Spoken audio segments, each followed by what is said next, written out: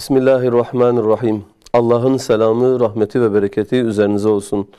İdeal Eğitim Vakfı'nın hazırladığı, eğitimle ilgili güncel konuları konuştuğumuz Eğitim Güncesi adlı programda sizlerle birlikteyiz tekrardan. Bu hafta yine değerli konuklarımız bizlerle birlikteler. Sayın Halil İbrahim Suna hocamız, hoş geldiniz hocam. Hoş bulduk, teşekkür ederiz. İyisiniz hocam inşallah. Elhamdülillah. Allah razı olsun hocam. Sayın Halil Erdem hocamız, hoş geldiniz hocam. İyisiniz hoş inşallah. bulduk, teşekkür ederim. Size nasılsınız Allah hocam? razı olsun Hadi hocam, teşekkür ederiz inşallah. Hocam bugün özellikle eğitimde her hafta farklı konular gündeme geliyor.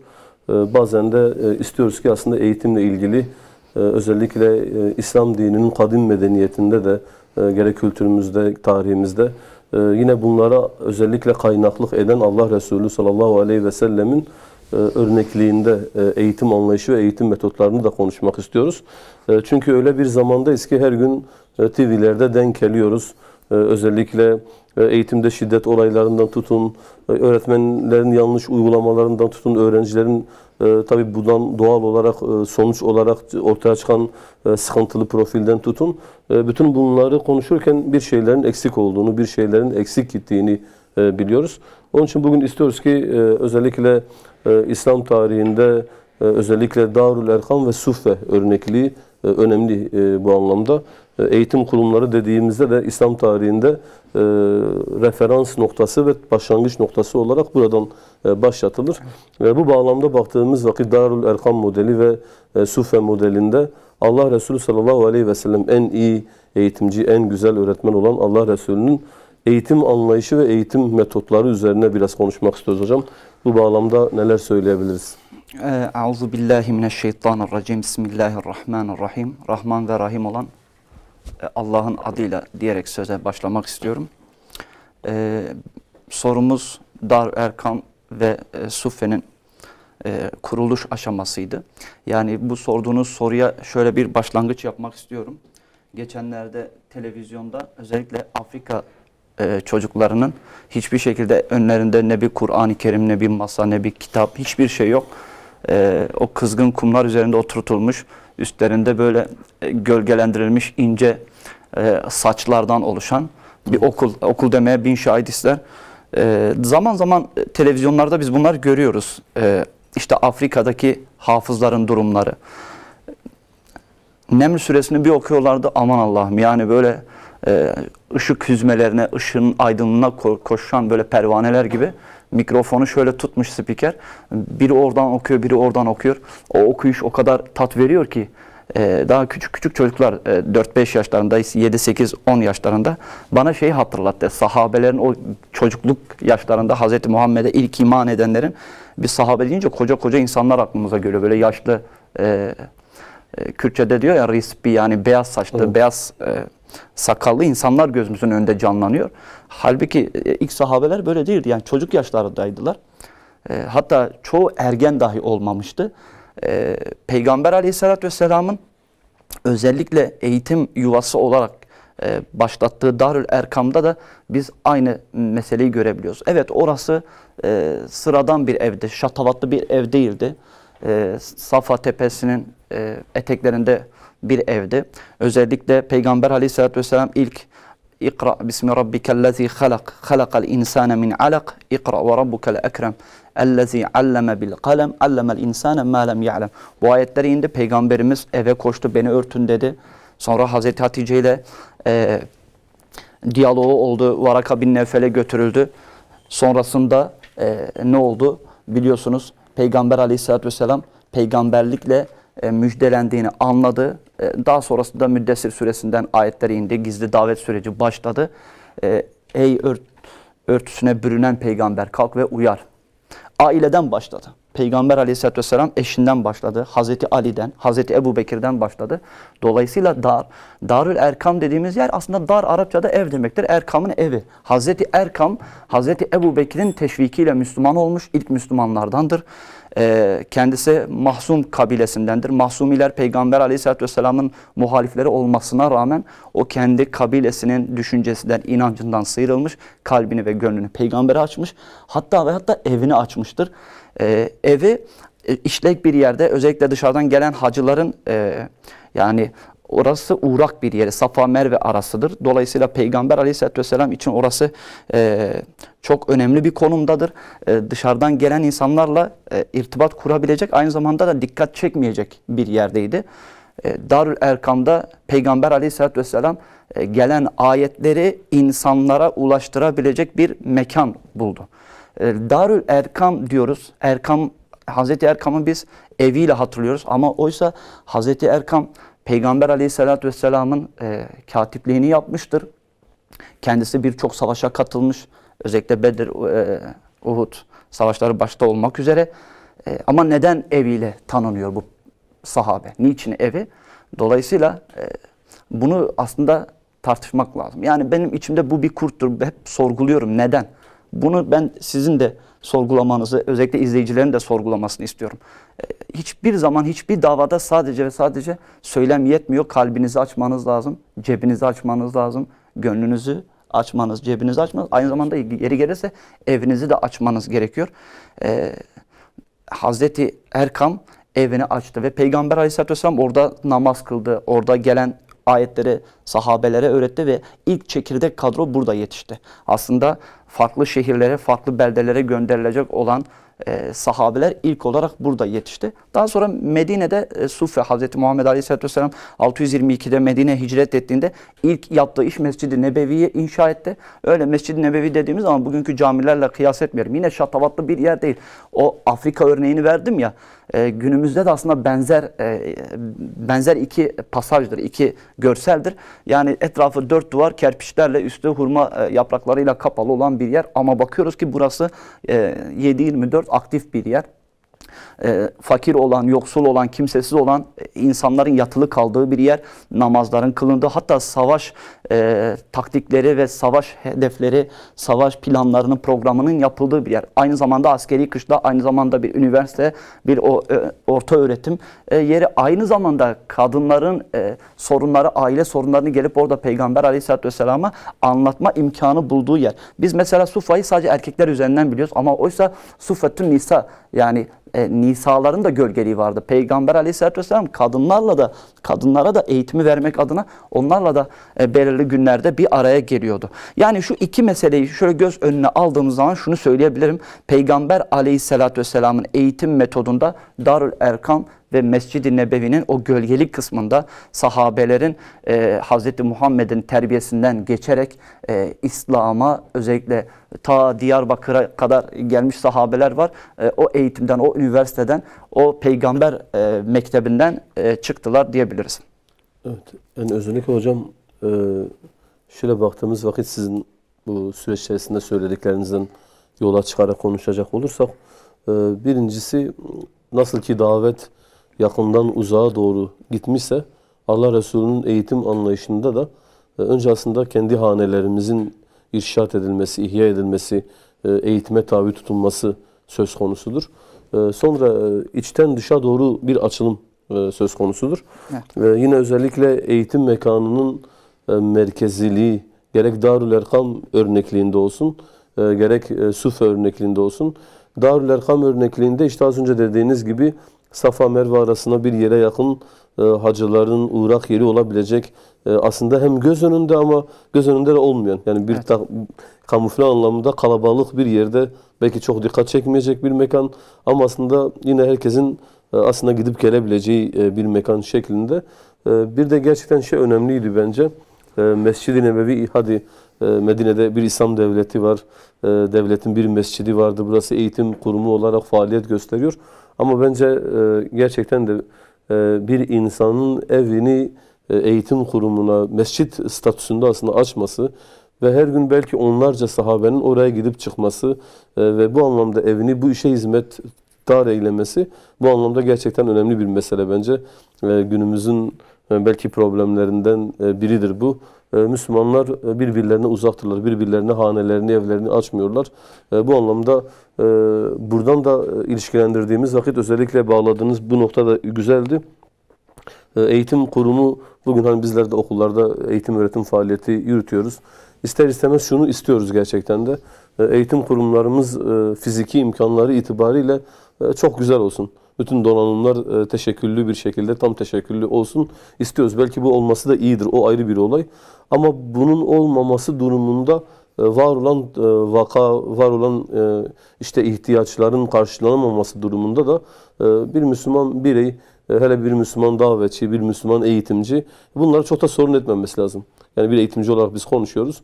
Örnek diyelim, okullarımızda konferans salonu yoksa öğrencilerimize bir sohbet veya bir konferans vermeyelim mi? Evet. Bunun için illa... İşte dolayısıyla o mi? yüzden Afrika örneğini verdim. Yani ben izlediğim zaman şunu söyledim. Evet, bugün okullarımızda bizi izleyen eğitimciler sürekli toplantılarda okullarının ergonomik açısından olan sorunlarını bir üst amirine bildirmeyle toplantıyı sonlandırıyorlar. Şikayet ve istekler bir istek maalesef durumu bitmiyor. var. Yani orada o çocukların işte amme yetesâelûne anin nebe'il azîm. Bir de peltek peltek böyle o küçük o ağızlardan o hemen araya giriyor mikrofonla ona vuruyor. Yani biz bugün imam hatiplerde biz böyle ezber alamıyoruz ya. Yani kitapları devlet bedava veriyor. Bugün hemen hemen herkesin evinde sınırsız internet var. Özellikle bu koronavirüs sürecinde neredeyse hemen hemen bütün evlere internet girdi. Durumu iyi olanlar internet çektiler. Ama bugün gerçekten en kısa süreleri alamıyoruz yani. Bugün imam hatipler olarak da bırakın diğer okullar, imam hatipler olarak da bu sıkıntıyı biz yaşıyoruz. Yani o zaman sorun nerede? Ben sorunu şurada buluyorum. Mesele aslında bizde bitiyor. Yani zihnimizde bitiyor. Cuma'ya gitmeyen insanlar var kışın. Valla çok soğuktur, dışarıda namaz kılacağım, yağmurludur diye. Yani Peygamber Aleyhisselatü Vesselam'ın Mescid-i Nebevi'nde yağmur yağdığında etrafı su götürüyordu. Peygamberle beraber sahabeler namaz kıldığında tabi dizleri, yani rivayetlerde çamura bulanıyordu. Yer çünkü ıslanıyordu toprak. Demek ki biz o dönemde yaşamış olsaydık, bazen belki annem izliyordur, akrabalarım da izliyordur. Annemin hep bir sözü vardı. Keşke peygamber döneminde yaşasaydım diye. Evet. Yani sözde kolaydır, dilde kolaydır ama zordur yani. Bugün biz rahata alışmışız. Yazın camilerin sıcaklığından, kışın soğukluğundan dem vuruyoruz. Dolayısıyla yani çok ekmek yememiz lazım bu konuda. Dikkat etmemiz gereken şey şu: davalar zor zamanlarda doğar, kolaylıkta ölürler. Bugün camiler belki alttan ısıtmalıdır. Her türlü imkan var ama bir saf ya da iki safı geçmiyor normal vakitlerde. Hele bırakın namazların dışında camilerimiz kilitli. Okullarımızın kütüphaneleri kilitli. Konferans salonları kilitli. Aslında o ortamları kullanamıyoruz. Gerçek anlamda kullanamıyoruz. Maalesef. Evet. Evet hocam, özellikle metot olarak da aslında birkaç noktada değinebilir miyiz bilmiyorum. Yani mesela Allah Resulü'nün eğitim metodunda örnek diyorum. Mesela işte kolaylaştırma. Yani hani kolaylaştırın, zorlaştırmayın. Belki bu anlamda bilgiyi aktarırken de mesela ayetlerin iniş sürecine baktığımız vakit ayetler 23 yılda inmiş. 23 yılda tedricilik var, aşamalılık var, yine kolaylaştırmanın yanında farklı bir yöntem olarak da tedricilik. Yani toplumun sorunları, problemleri, içerisinde bulmuş oldukları realite, gerçeklikler hepsi göz önünde bulundurulup Allah Resulü'nün gerek vahyin gerek Allah Resulü'nün bakıyoruz ki bir planlama bile var. Aslında böyle her şeyi bir seferde verme de değil, bir planlama var. Bu anlamda böyle metotlar üzerinden bir şeyler söyleyebilir miyiz Allah Resulü'nün? Çünkü gerçekten de biz hep şu ifadeyi kullanıyoruz. Diyoruz ki işte zulmetin, karanlığın, şirkin merkezinden insan çıkardı. Gerçekten de asıl saadet dediğimiz yani o cahiliye devrini asıl saadete kısa bir dönemde dönüştüren bu işte inkılabın altında hangi eğitim metotları vardı? Bunlar üzerine de belki hocam olur, sizler olur, böyle bir şeyler konuşabiliriz belki bu anlamda en azından. Bu söylediklerinize bir giriş mahiyetinde şunu söyleyeyim. Evet. Şimdi Kur'an-ı Kerim'de Allah Hazreti Muhammed için üsve-i hasenedir. Yani sizin için güzel bir örnektir diyor. Peygamber Aleyhisselatü Vesselam'ın ahlakı, onun karakteri, onun yaşayış biçimi, onun evinden çıkıp evine geri dönmesi, hatta ev içerisindeki durumları dahi yani yaşayan Kur'an, Hazreti Ayşe'nin deyimiyle. Dolayısıyla Peygamber Aleyhisselatü Vesselam iyi bir örnek, evet iyi bir örnek, aynı zamanda iyi bir uygulayıcıdır. Peygamber Aleyhisselatü Vesselam yani metotları, onun eğitim anlayışı nasıldı? Bununla ilgili birkaç şey söylemek istiyorum.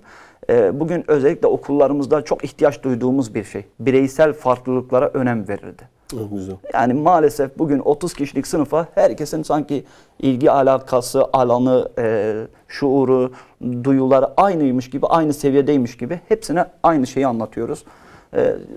Öndeki öğrenci dinliyor ama arkadaki dinlemiyor. Çünkü onun frekansında konuşmuyorsunuz.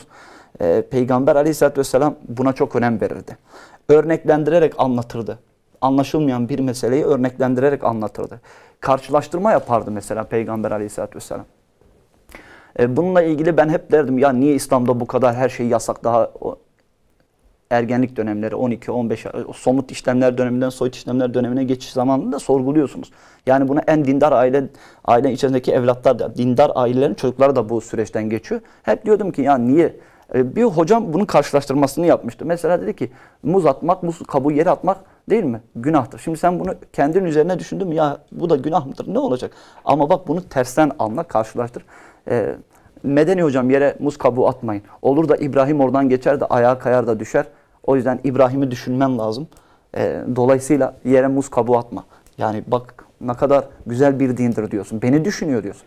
Ama biz hep haramları, helalleri kişiler üzerinden anlatıyoruz. Oysa karşılaştırma yapmamız, empati kurdurmamız gerekiyor. Hatta zina yapmak isteyen sahabenin ya Resulallah bana izin ver ben zina yapacağım. Hazreti Ömer diyor ben kellesini uçuracağım bu adamın. Edepsize bak, Peygamberimiz ne yapıyor? Hemen karşılaştırma yapıyor. Teyzesini, halasını, ablasını, kardeşini onun yerine koyuyor ve güzel bir aslında karşılaştırma yaptığı için o kişi o fiiliyattan vazgeçiyor. Neden? Sonuç ilişkileri içerisinde anlatırdı Peygamber Aleyhisselatü Vesselam. Yani bir şeyin sonucu, bunu yaptığın zaman sonuç ne olacak? Sonucu, biz bugün okullarımızda bu sorunumuz da var. Yeminle söylüyorum, öğrencilerin için okula geldiğini bilmiyor. Niçin geldiğini bilmiyor. Yani aile istiyor, işte devletimiz istiyor, ilkokul, ortaokul, lise zorunlu, işte gidiyorum. Bir sonuç yok. Ben bu okulu okuduğum zaman, bu okulu bitirdiğim zaman ne olacak? Ne kazanacağım? Nerede edeceğim? Bunlar verilmemiş.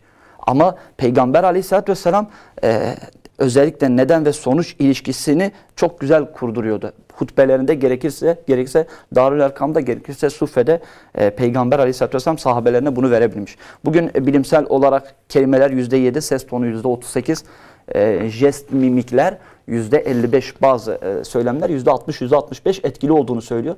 Peygamber Aleyhisselatü Vesselam böyle kuru kuruya konuşan bir peygamber olmaktan öteydi yani. Bundan münezzehti. Peygamber Aleyhisselatü Vesselam elini şöyle kaldırıyor ve eline şöyle bakıyor. Biraz bekliyor. Aceleci değil, sabırlı. Ve diyor ki yetime yardım edene şöyle parmaklarını şöyle açıp tekrar kapatıyor. Ben ahirette böyle olacağım diyor. Cennette böyle olacağım diyor. Ya, bu kadar yakın olacağız. Bu kadar, aynen. Şimdi bunu gösterme çok basit bir, belki size jest gibi gelebilir ama hayır. Sahabe, bunu anlatan sahabe mesela belki bir başka sahabenin hiç dikkatini çekmedi bu jest. Ama o bir sahabe bunu bugün bize ta 1400 sene önceden bugün bize hadis kitaplarında gelmiş. Ve belki de o sahabeyi gözümün önünde hayal ediyorum. Belki de bu jesti gördükten sonra şöyle bir yutkundu hafiften. Ben böyle olmak istiyorum diyor. Evet. Peygamber Aleyhisselatü Vesselam yine özellikle bazı şeyleri anlatırken çubukla yerde böyle işaret çizermiş. Bir yol çizmiş şöyle. Sembolik. Sola 2 tane sembolik aynen. Sağa, ondan sonra şunlar şeytanın yoludur, bu Allah'ın yoludur. Elini o şeyin üzerine çok koyarak. Açık bir anlatım çok var. açık bir anlatım. Böyle karmaşık değil. Herkesin anlayabileceği bir şekilde. Evet. Evet. Yine soru sorarak ilgi uyandırıyor Peygamber Aleyhisselatü Vesselam.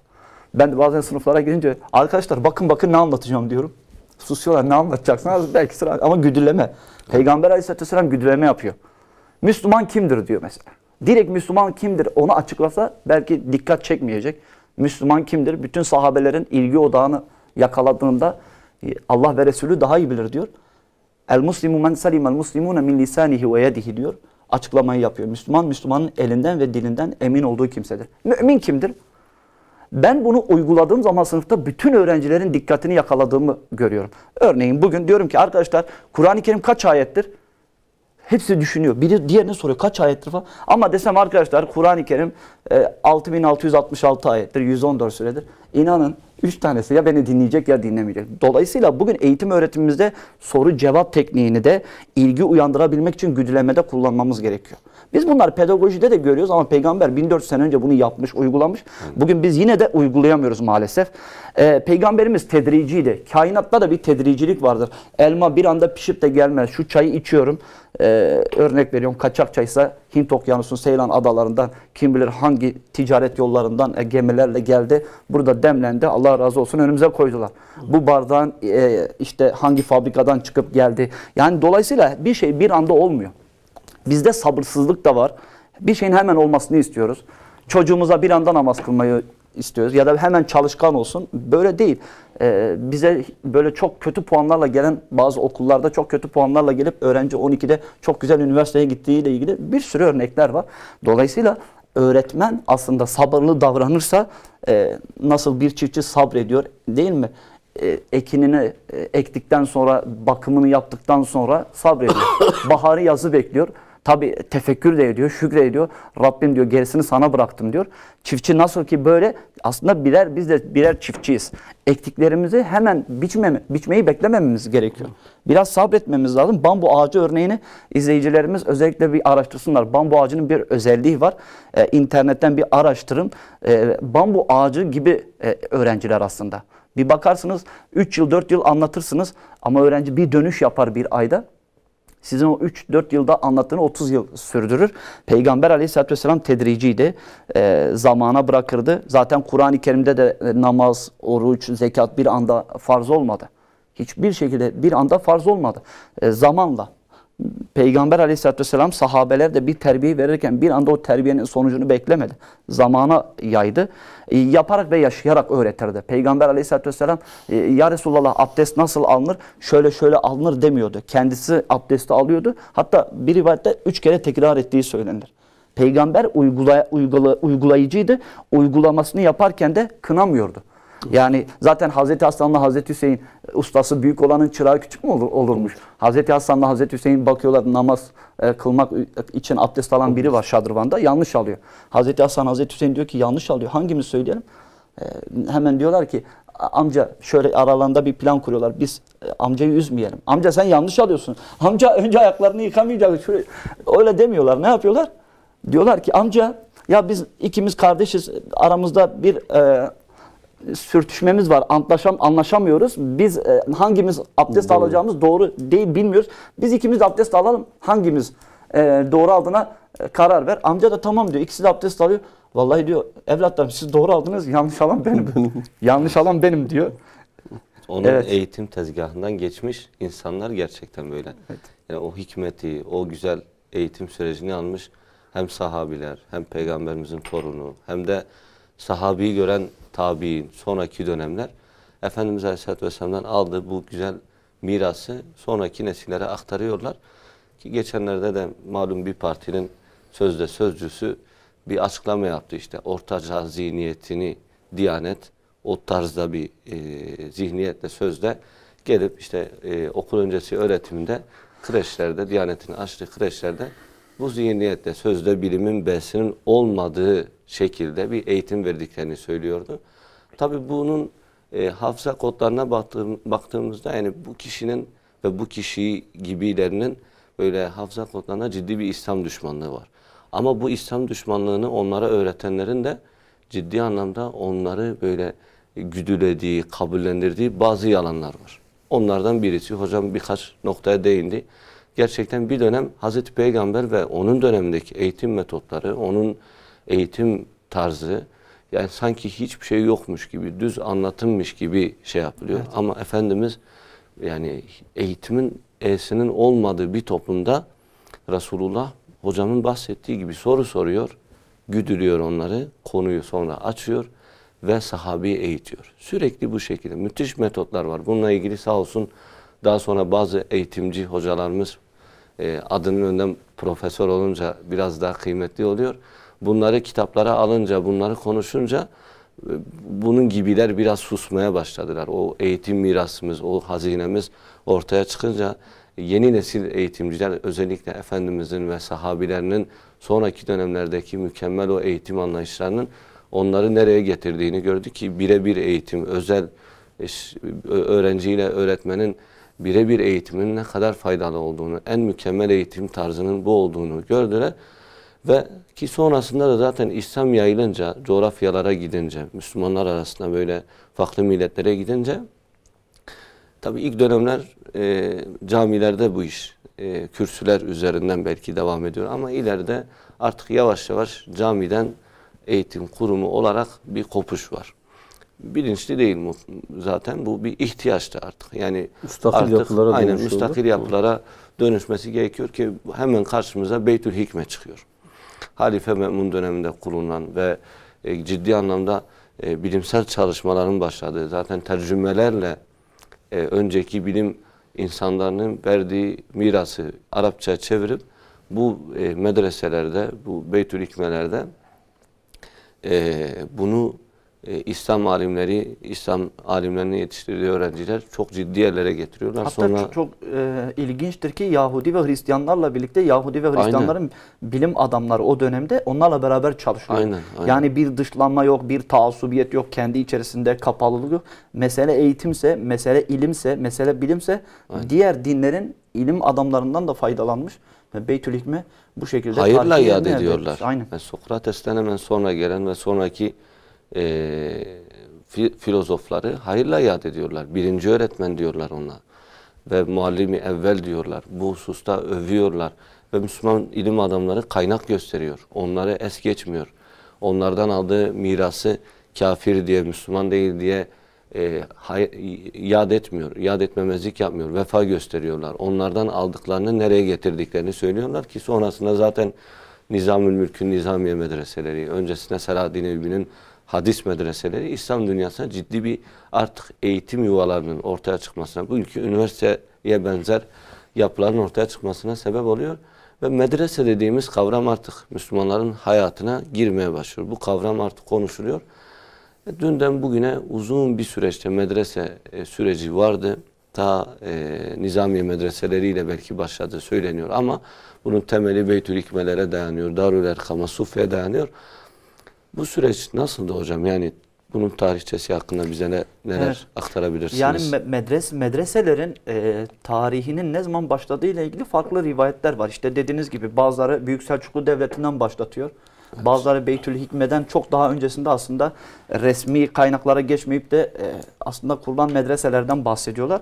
Ben medreselerin başlangıcını Darül Erkam'dan ve Suffe'den, hatta Medine'de İslam Devleti kurulduğunda Medine sokaklarında kurulmuş olan Darül Kurralar vardı. Evet. Yani kariler yetiştiriliyordu. Bugünkü kariler şeklinde değil tabii. Kur'an'ı çok iyi bilen Hazreti Ali diyor ya, ben hangi ayetin ne üzerine, niçin, nerede indiğini bilmeyeyim. Yani bu kadar Kur'an'a vakıf, Kur'an-ı Kerim'i çok iyi bilen, aslında çocukluktan yetiştirmek için Peygamber Aleyhisselatü Vesselam talimat vermiş ve Medine sokaklarında kurulmuş. Tabi zamanla halifeler döneminde, 4 halife döneminde belki bugünkü anlayışla medreseler kurulmamıştı ama Kur'an ilimleri ön plandaydı.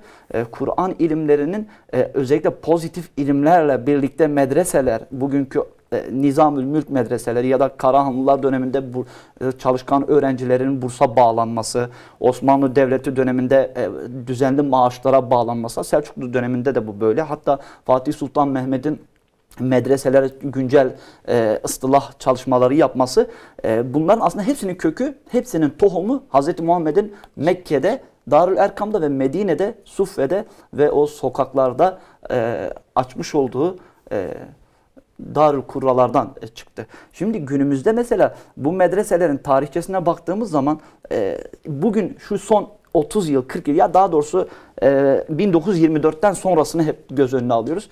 Şimdi sokağa çıkın, deyin ki medrese nedir? Anket yapın. Herkes Kur'an kursudur der. Aynen. Yani medreseyi Kur'an kursu olarak görmemek gerekiyor. Medrese o Sıbyan mekteplerinden sonra ne yapılıyordu? Orta öğretim, bugünkü işte lise ve üniversite eğitimi üniversitelerde veriliyordu. Hatta işte nizamiye medreseleri diyoruz. Niye nizamiye medreseleri? Nizamül Mülk açtığı, Bağdat'taki açtığı medreselerden sonra diğer şehirlerde, İsfahan'da olsun, İran farklı şehirlerinde olsun, Suriye'nin farklı şehirlerinde olsun, Orta Doğu coğrafyasına yayılan, işte dediğiniz gibi Nurettin Mahmud Zengi ve Selahaddin Eyyubi zamanlarında da ta Mısır'a kadar yayılan bir medrese yelpazesi görüyoruz. Ve buralarda tıp dersi veriliyor, astronomi dersi veriliyor, matematik, kimya, fizik, biyoloji dersleri veriliyor. Ama çok ilginçtir, ilk etapta Kur'an ilimleri öğreniliyor. Önce ahlak. Aynen. Önce ahlak, sonra ilim. Biz bugün tersini yapıyoruz. Önce ilim, sonra ahlak önemli değil. Ahlak bir kenarda kalsın. Dolayısıyla bugün doktor olan ama nasıl davranacağını bilmeyen, öğretmen olan, nasıl metotlar uygulayacağını bilmeyen, hatta ve hatta o dönemde Allah adına, Allah namına başlardı derse, bugün merhaba günaydınlarla başlıyor. Allah ismi sansürleniyor. Allah Kur'an-ı Kerim'de kendi kitabında bile Besmele ile başlıyor. Besmele'yi bize öğretiyor. Rahman ve Rahim Allah adıyla. Son dönemlerde Üstad Bediüzzaman medreselerden çıkmış. Üstad Bediüzzaman Allah rahmet eylesin. Gani gani rahmet eylesin. Kendisi son zamanın güneşidir. O son medreselerden çıkan kişidir. Bir Üstad Bediüzzaman yetiştiremedik yani. Yetiştiremeyiz de. Neden? O kültürle büyüdü. Bugün işte Diyarbakır'da Molla Gürani okullara isimler veriliyor. Ergani'de. Diyarbakırlı bir hemşerimizdir mesela Molla Gürani. Fatih Sultan Mehmet'in hocalığını yapmış. Muazzam biri. Mısır'da, Kahire'de, Şam'da, İstanbul'da, farklı yerlerde ilmi öğretmiş. Binlerce belki öğrenci yetiştirmiştir. Evet. Yıldırım medreselerinde mesela hizmet vermiş. Ali Kuşçu. Yine Ali Kuşçu astronomik bilgilerle adeta bugünün güncel bilim verilerine çok yakın, hatta çok daha ötesinde bazı konularda o dönemde aletler, o dönemde teçhizatlar olmamasına rağmen, bugünkü teknolojik aletler olmamasına rağmen nasıl oldu da bunları yapabildi? Ali Kuşçu Ayasofya Medresesi'nin baş müderrisliğini yapmıştır. Yani dolayısıyla İslam tarihine baktığımızda özellikle 1000 yılından 1924'e kadar, bazıları 16. asırdan sonra medreselerin zamanla tahrif olduğunu, yani o görevini, o misyon vizyonunu yitirdiğini söylüyorlar ama 600-700 sene ya da bunu daha o zaman aralığını genişletebiliriz. 800 yıl gibi bir sürede unutulmaz şahsiyetler yetiştirdi o medreseler. Yani tekrar cümlemi başa sarıyorum. Ama bugün ise medreseler biz Kur'an kursu öğreticiliği ya da çok özür diliyorum elek altı hiçbir eğitim alamayan öğrencilerin ya en azından Kur'an öğrensin, dinini tanısın diye gönderilen yani kurumlara dönüştürüldüğünü görüyoruz. Tabi burada antiparantez açayım. Özellikle Diyarbakır'da İttihadül Ulema tıpkı Darül Erkam modelini uygulamaya çalışıyor. Farklı şehirlerde, farklı ilçelerde bu medreseler açılıyor. Yani umudum var, bugün Kosova'da, özellikle Avrupa'da gittikçe Avrupa'daki Müslümanlar dahi medreselere tekrar aslında rücu ediyor, dönüş yapılıyor. Hatta geçenlerde bir makale okudum. Gittikçe üniversite, orta öğretim alanlarından öğrencilerin medreselere kaydını görüyoruz. Yani umut var, medreselerin tekrar eski haline dönebilmesi için devletin tıpkı Büyük Selçuklu Devleti nasıl ki bu medreseleri sadece kurmakla yetinmedi, vakıflar açarak destek olabilmesi için halkı oraya teşvik ettirdi. Peygamber Aleyhisselatü Vesselam'ın hadisleri var. Sizin en hayırlınız Kur'an'ı öğrenen ve öğretendir. Dinimiz ilme, bilime önem veriyor. Dolayısıyla bu da aslında bizi cennete götüren birer sebeplerdir. Bundan dolayı halk o vakıflara sahip çıkmışlar. O vakıflardan maaşlara bağlanmışlar. O öğrenciler dahi burslara bağlanmış. Ama şunu da söyleyeyim. O medreselerden çıkan öğrenciler, o çıktılar nereye gidiyordu? Kadı oluyordu. Hukukçu oluyordu. Alim oluyordu, müderris oluyordu. Yani mühendis her alana öğrenci yetiştiriliyordu. Bugünkü medreseden çıkan öğrenci nereye gidecek? Dolayısıyla arz talep dengesi de burada bozulmuş oluyor. Yani o dönemlerde Osmanlı döneminin sonuna kadar da Selçuklu olsun, işte Abbasiler olsun, o dönemde medreselerden çıkan öğrenciler günlük hayatta yer bulabiliyorlardı. Öğrendikleri ilmi faydalı bir hayat kendilerine sunabiliyor ve etrafındaki insanlara da bu ilmi aktarabilmek için her türlü yardımı yapıyorlardı. İster medrese içerisinde olsun, ister evlerinde olsun. Çünkü zaman zaman evlerini bile medrese dışında evlerini dahi öğrencilere açtığı söyleniyor. Büyük şahsiyetlerin hayatlarına baktığımız zaman bakıyoruz ki ev terbiyesi, ev eğitimleri de görmüş. Yani sadece o medrese ortamıyla sınırlı kalmamış. Sabah kahvaltıyla başlanılıyormuş. Öğlen ezanında bitiyor dersler. Öğleden sonra etütler yapılıyor. Ve öğrenci 3 tane öğretmen görüyor. Bir müderris. Müderris en yüksekte olandır. İkincisi müfit. Ortancı olan doçent. Bugün müderrisi profesör olarak ele alırsak müfidi doçent olarak ele alabiliriz. Muidi de araştırma görevlisi olarak ele alabiliriz. Maşallah. Yani muazzam bir yapı. Bugün öğretmen olarak tek bir öğretmen 30 tane öğrenciye ders veriyor. Öğrenciye bir soru soruyor. Evde interneti olan var, olmayan var. Araştırma kabiliyeti olan var. araştırma kabiliyeti olmayan öğrenci var. Mesela diyorsunuz ki bunu araştırın gelin. Öğrenci diyor ki hocam internetten araştırdım bulamadım. Araştırmayı bilmiyor. İşte o dönemde muit, müderrisin veyahut müfidin vermiş olduğu dersi öğrenci anlayabilmesi için öğrenci kendi haline bırakmıyor. Ona yardımcı oluyor, ona destek veriyor. Koçluk. Aynen, koçluk sistemi yani o dönemde de vardı. Bir de şurada çok önemli bir şey, bunu anlatmadan geçemeyeceğim. Kitap bitirme metodu vardı ya.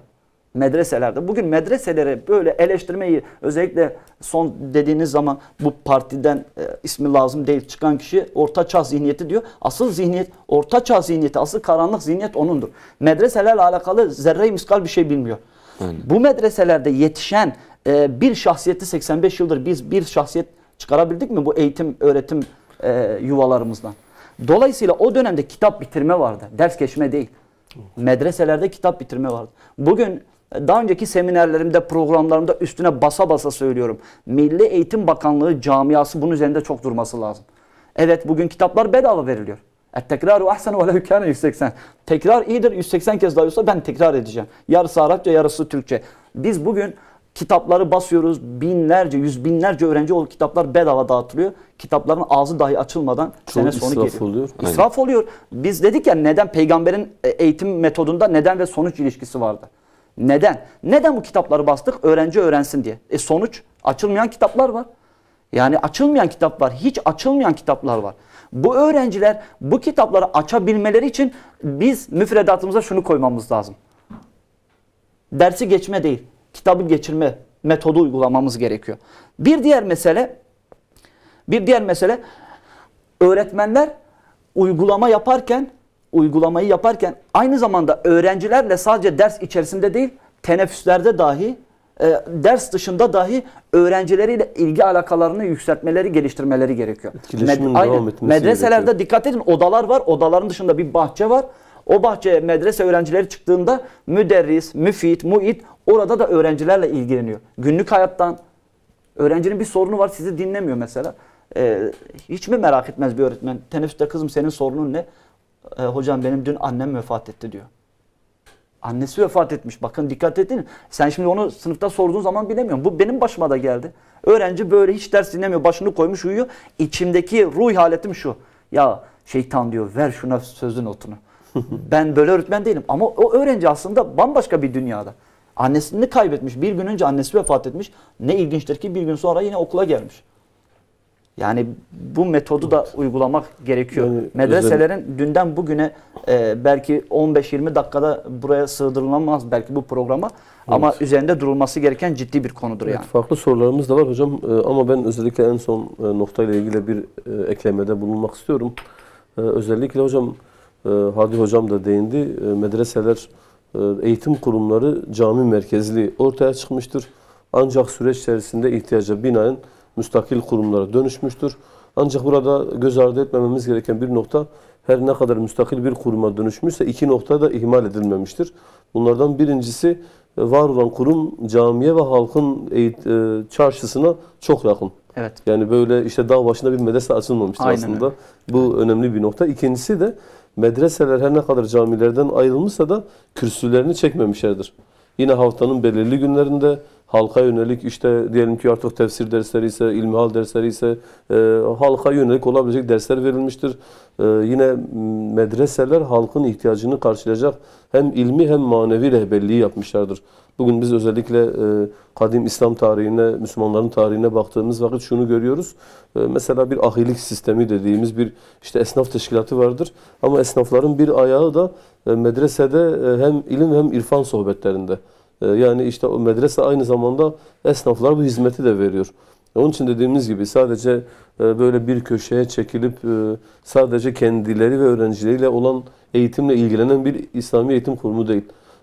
Bir ayağı halkla iç içe olan, bir ayağı camide olan, burada yeterli bazı özellikle verilmesi gereken eğitimi veren bir medrese var. İşte çok ince bir ayrıntı. Evet, her kurulan medrese ya caminin külliyesindeydi ya da münferit olarak, bağımsız olarak yapılmış olan bir medresenin dahi yine içinde bir mescidi vardı. Yani camiden koparılmamış dikkat ederseniz. Camiden koparılmamış. Yani hem abdiyeti öğrencinin hem kulluğu yapılabilecek bir ortam hem de dünya ilimlerini öğrenebileceği bir ortam iç içe. Yani dünya ile ahiret iç içe. Evet hocam, gerçi son 10 dakikamız var. Evet. Daha 2 sorumuz da var. Bunlara da kısaca da olsa değinmek istiyoruz. Özellikle medreselerin geçmişte ortaya koyduğu başarı herkes tarafından bilinen bir kabuldür. Ancak günümüzdeki eğitim kurumlarımız gerek medrese bazında olsun veya gerek diğer işte okullarımız, üniversitelerimiz, liselerimiz, ortaöğretim kurumlarımız neden bu başarıyı ortaya koyamıyor? Buradaki kopukluk, iletişim sıkıntısı nereden kaynaklanıyor hocam? Medreselere öğretmen alımlarına baktığımız zaman alanında yetkin olan, alanda uzman olan, aynı zamanda ahlak sahibi, karakteri çok yüksek seviyede olan kişiler alınırdı. Aynen. Bu çok önemli bir mesele. Bugün özellikle çıktılara baktığımız zaman üniversite öğrencilerinin işte öğretmenlik en kolay meslektir. Yani daha doğrusu 5 gün çalışırım, 2 gün tatildir, yaz tatili de var. Bakın zihniyet çok farklı. Yani bu şekilde öğrenciyi planlıyor kafasında, olguyu, öğretmen olgusunu buraya indiriyor, bu seviyeye indiriyor ve bu şekilde öğretmen olarak geliyor, herhangi bir okula atanıyor. Çok ince bir ayrıntı. O medreselerdeki öğretmenler tamamen kendini öğrenciye veriyor. Hatta gerekirse yatılı da kalıyor üniversitede, medresede. Onların nöbet durumları var mesela. Bugünkü pansiyonlu okullar gibi nöbet günlerinde yatılı kalıyor. Bugün öğretmenin dersin bittiği gibi hemen çıkayım diyor. Dolayısıyla medrese ile bugünkü okulların karşılaştırdığımız zaman bir kere öğretici modelleri aynı değil.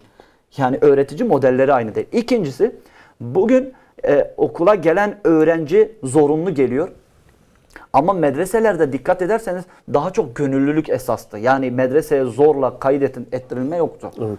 Bu da çok önemli bir mesele. Gelen öğrenci kitlesi de, ikisinin de bugünkü okullarla o dönemin medreselerinde bu iki konum da çok farklı. Öğrenci konumları da çok farklı.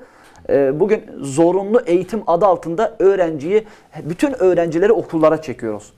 İşte bazı okullarda sürekli çıkışlarda kavgalar var. Disiplin sorunları var. Öğrenci kendini okula ait hissetmiyor. Evet, devlet diyor ki ya bunu ben sokaktan alayım. Bunu ben normal, yarın benim başıma bela olur. Kontrol altında tutayım. Onun zamanını öldüreyim diyor. Oysa öyle değil. Bugün meslek liseleri ihya edilmemiş.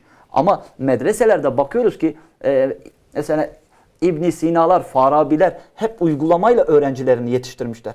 Bugün meslek liselerinde hangi bölüm olursa olsun o bölümün ilgi alaka olan atölyeler hep kilitli.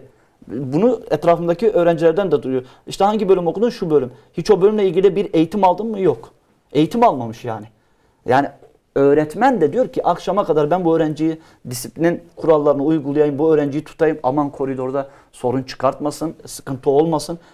Mesai saati. Yani bugün öğretmen öğretme derdinde değil, öğrenci de öğrenme derdinde değil. İşte bu sıkıntılar maalesef ki medrese usulünü uygulama yöntemini okullara getirmekte sıkıntı olur. Yani zorunlu eğitimle gelen öğrenciye siz medrese usulünü uygulayamazsınız. Her şeyin başı gönüllülük esas. Bir de medresede dikkat ederseniz yeteneklerine göre öğrenciler ayırt ediliyordu. Bugün ilahiyat fakültesine giden öğrenci matematiği çok iyiyse yine o ilahiyat dersleri almaya devam eder. İyi bir ilahiyatçı ve matematikçi bir şahsiyet yetiştiremiyoruz. Ya da çok özür diliyorum, iyi bir mühendis olup da aynı zamanda iyi bir ilahiyatçı olan bir şahsiyet yetiştiremiyoruz. Şahsiyetlerimiz hep tek tip. İşte sınavlara girme, sınavlardan sınav çıktısına göre kopya çeksen çekmesen işte başarılı ve başarısız belli periyotlarla gidiyoruz. Oysa medreselerde böyle bir uygulama yok. Hatta uygulamalarda kapıların o küçük olması, odaların küçük kilimlere oturmaları öğrencilerle beraber öğretmenlerin yemek zamanlarında yemeği beraber yemeleri, hatta bazı bölgelerde o bölgelerden yemekler toplatılırmış. Öğlen vakitlerinde ortaya konulur. Öğrenci, öğretmen hep beraber yerler. Yani öyle uzakta elimi atsam yetişemeyeceğim, hep böyle yukarıda bir öğretmen profili yok. Beraber yaşıyorlar, aynen. beraber yani bir yaşam uygulama yeridir. Medreselerin bugünkü medreselerin eski medreselere ulaşabilmesi, o tekrar o şatavatlı, o şöhretli zamanlarını yakalayabilmesi, altın çağını, parlak dönemlerini yakalaması çok çok zor. Bunu olabilmesi için devlet medreselere destek vermesi gerekiyor. Örnek mesela Diyanet İşleri Başkanlığı bugün medreselerde yetişen öğrencileri yasal düzenlemelerle imam, müftü bir denklik yani vermiyor. bir denklik vermesi lazım, vaiz yetiştirmesi lazım. Bunu Milli Eğitim Bakanlığı İmam Hatip ve ilahiyatlardan elde etmek istiyor ama bugün ilahiyat ve İmam Hatip çıktıları 15-20 sene önceki çıktılar değil yani. Aslında güzel örnekler var. Mısır'da Ezher Üniversitesi var. Onun ta ilkokuldan ortaokul, sonrasında lise, üniversiteye kadar güzel bir eğitim kurumu. İnşallah ileride biz belki Türkiye'de görürüz. Diyanet İşleri Başkanlığı'ndan ta kreşten başlayan ilkokul, ortaokul, belki İmam Hatiplerin ona bağlandığı, ta üniversitelerin bitirildiği Ezher Üniversitesi'nin şeyi de vardı. Tıp fakültesi de vardı. Mühendislik fakültesi de vardı. Yani sadece dini ilimler verilmiyor. Dini ilimlerle başlayan süreç daha sonrasında üniversitenin tıp, mühendislik ve diğer fakültelerine, hukuk fakültelerine devam ediyordu. Türkiye'de de bu biraz çok ayrılmış. Yani ilahiyat fakülteleri var. İlahiyat fakülteleri bu ihtiyacı karşılamak için kurulmuş. Ama dediğiniz gibi sadece dini ilimlerin verildiği bir yer olarak kalmış. Ve maalesef bunu çeşitlendiremiyoruz. Yani hem hafız, hem mühendis, hem hafız, hem tıp doktoru, hem hafız, hem de işte hukukçu veya dinini iyi bilen, bunu ilişkilendirebilen şeyler var tabii. Yani temelde aileden gelme, yaşantıdan gelme böyle insanlar var ama maalesef biz o şeyi bulamıyoruz. Biraz da bunu belki ilahiyat fakültelerine eğitim görevlileri alınırken, orada ders verecek insanlarla alakalı belki seçim yapılırken dikkat edilmesi gereken hususlara belki dikkat edilmiyor. Geçenlerde İzmir'de bir üniversitede bir hoca, ilahiyat hocası işte Hazreti Meryem'e iftira atıyor. Yani maalesef bunu belki başka bir şahsiyet için söylese, yani güncel bir insanla ilgili söylese kıyamet kopar. Kadın hakları savunucularından tutun efendim işte onlara meze olmamak için konuşacak kişilere kadar çok tepki gelir. Ama Hazreti Meryem söz konusu olunca birkaç kişi dışında tepki yok, bir şey yok. Üzüyor insanı. Yani bu ilahiyat fakülteleri şeyi temsil ediyor. Yani İslami eğitimi temsil ederken hadis profesörü, doktor, profesör hadis inkar ediyor. İslam hukukçusu, İslam hukukunun bittiğini söylüyor. İslam felsefecisi geçmişi savunacağına, geçmişin güzelliklerini çıkaracağına, geçmişi çöpe atıp işte yenilerle devam etmek istiyor. Yani bu sorunları nasıl çözebiliriz hocam? Özellikle üniversitelere, ilahiyat fakültelerine öğretim görevlisi alınırken nelere dikkat edilse yani bu sıkıntıları aşarız. İlahiyat fakülteleri özellikle son 10 yılda hemen hemen her şehirde açıldı. Hiçbir altyapısı olmayan şehirlerde dahi ilahiyat fakültesi açıldı. Hatta bazı ilahiyat fakülteleri açıldı. Okutmanlarla bu iş başladı. Doçent yok, profesör yok, alanında yetkin olan öğretim görevlisi yok. Bugün ilahiyat fakültelerinde müfredat sıkıntısı var. Bazı öğretmenlerimiz, işte öğretim görevlilerimiz kitabını, kendi yazdığı bir kitabı esas alarak ders anlatıyor. Bazıları yani şöyle söyleyeyim, kendi kitabının yanında belki de bir başka yan destek kitap anlatıyor ama normalde %30 Arapça olması gerekirken çoğu yani anlatım dili %30'u Arapça olması gerekirken müfredatlarında çoğu Arapçadan dahi bir haber. Arapça ilmini ya biliyor, anlatamıyor. Bunun tecrübesi, deneyimsizliği yani tecrübesizliği ve deneyimsizliği var. İlahiyat fakültelerine alımlarda biz kriterler göremiyoruz yani. Hatta son zamanlarda işte dediğiniz gibi yani Hazreti Meryem'e iftira eden özellikle bazı şehirlerde bazı ilahiyat fakültelerinin ismi çıkmış. Dolayısıyla bugün toplumda ilahiyatçıların ilahiyat fakültesi mezun olan kişilere kötü gözle bakılıyor. Evet. Bunun en büyük sebeplerinden bazıları da medyatik olan bazı hocaların normal belki ilahiyatçılar kendi aralarında tartışması gereken bir konuyu 85 milyon insan önünde o konuları tartışmalar sanki bütün bu toplum Kur'an, hadis hafızı bu toplumun önünde konuşuluyor. Avam olan insanlar özellikle bunları farklı yerlere çekiyor. Hatta bunu art niyetle de yapanlar var. Belki de iyi niyetle de yapanlar var. Dolayısıyla ilahiyat fakültelerinin tekrar aslına rücu edebilmesi için bağımsız olması gerekiyor. Yani bugün dayatılan bir müfredat var. Yani Atatürk ilke ve inkılapları anlatılıyor mesela 1. sınıfta. Şimdi dini bilimlerle inkılap ne alakası var yani? Şimdi ben bunu anlayamıyorum. Yani genel anlamda müfredatta dersler seçilirken bazı kriterler göz önüne alınması gerekiyor. Şurada çok önemli bir mesele var. İlahiyat fakültelerinde aman böyle dini şahsiyet değil de böyle standart dini eleştirebilen, sorgulayabilen bir insan modeli yetiştirme derdinde bugünkü müfredat ve siyasi iradeden uzak olması gerekiyor. Gerçekten bu ortamlar, bu mekanlar, bu kurumlar. Aslında ilahiyat fakülteleri geniş bir konu. Özellikle birçok yönü var. Müfredat yönü, öğretmen yönü, medreselerle ilişkisi. İnşallah bugün vaktimiz kalmadığı için farklı bir programda bu konuyu inşallah birçok yönüyle ele alalım. Evet. Maksat en azından böyle gölgede kalmış olmasın. Çünkü önemli bir konu. İnşallah farklı bir programda bunu değerlendiririz. Hocam çok teşekkür ediyoruz değerli katkılarınızdan dolayı.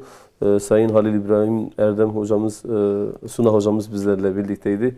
Yine Hadi Erdem hocamız bizlerle birlikteydiler. Özellikle İslami eğitim kurumlarını konuştuk. İnşallah önümüzdeki hafta farklı bir konuyla, farklı konuklarla tekrardan sizlerle birlikte oluruz. Allah'a emanet olunuz, selamete kalınız.